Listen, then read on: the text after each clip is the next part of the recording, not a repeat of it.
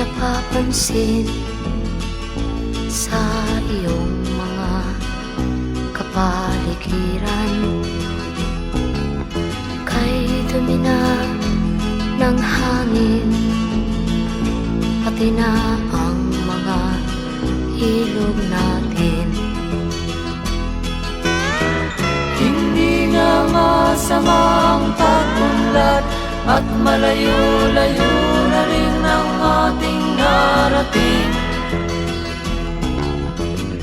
Ngunit masdan mo ang tubig sa dagat, dati kulay asul, ngayon'y naging itim.